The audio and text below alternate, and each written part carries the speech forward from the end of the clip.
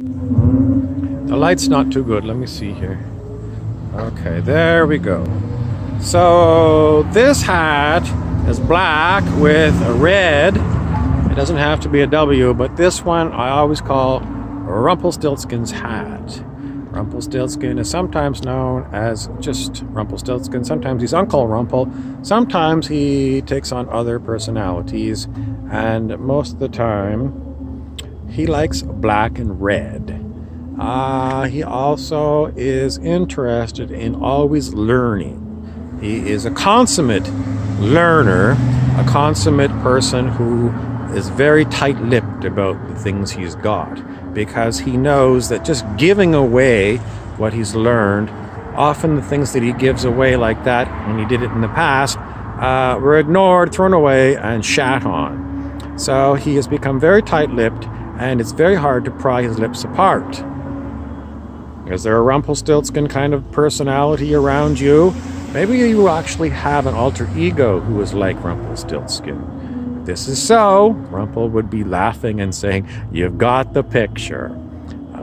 More than ever, see if you can go to some store and get yourself some red and black. Now, another one of our characters that we haven't seen for quite a while, Sid he the she, is an apprentice to Rumpelstiltskin, and he also wears red, and it's kind of navy blue, but it's kind of the same kind of color schemes. Red and against a dark background. Sid wears stripes, and he hasn't been seen for quite a while. I don't know when he's going to come back, but I've got so many of these cosmic characters that come and go and come, and from time to time, this one is a badger. You can look up the symbology of the badger. Is it like a wolverine? Yes. And there's an old movie from the 1980s, I think. It was called Wolverines, and it was a, kind of a fantasy thing where the Russians invaded the United States, and a group of young fellas decided they were going to go and be guerrillas, not gorillas in the mist, not the animal, but guerrillas, as in guerrilla warfare. And it's because the Wolverine is a tough hombre, or hombre, and if you're going to be a Wolverine, you are fierce and fearsome, and that is the whole point of being someone who is without fear.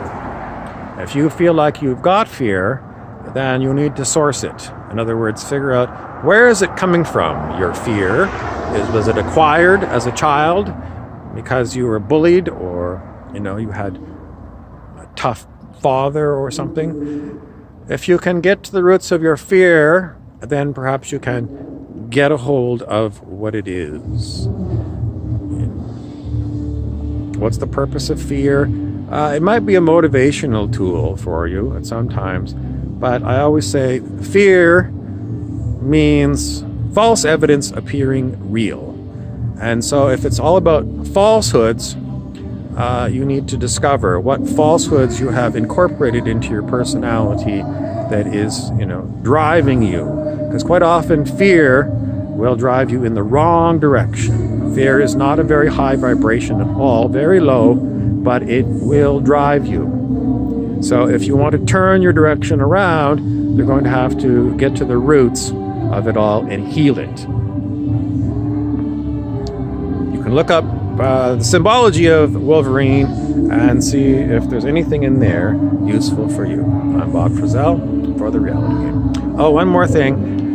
I can't get too much more involved with Rumpel's tailory, because Rumpel's tailory is something, it's his own kind of thing he does with Sippy Cup, and I really am not much trained in the ways of tailoring.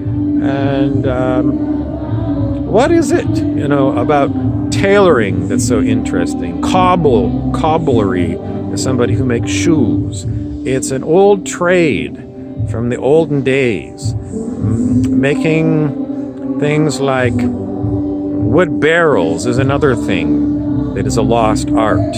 Not totally lost, But the purpose of these old trades is to use natural products to make goods for humans. And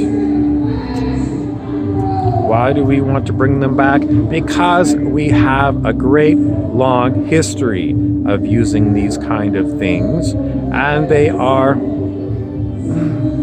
warm things because they're handmade, and they make you feel, if you got these kind of items in your house, they just add warmth to your house. And we have so much plasticky stuff, that's like throwaway stuff. It lasts a year and then it's, goes in the dump. Long term, this kind of throwaway society has become, it's ruined a lot of our abilities to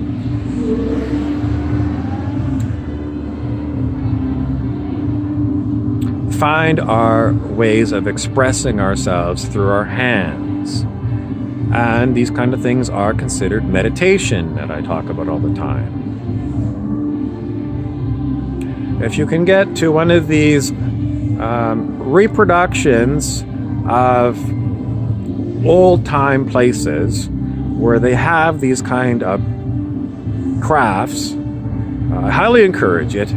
Go for a visit and see if there's anything there that catches your eye. Sometimes, even things like blacksmithing, a lost art, well, not totally lost, but really not used very much. The whole point of the matter is, don't lose the things that humans have had forever and ever, because we live in a modern society, a throwaway society. We spend a lot of money on junk, and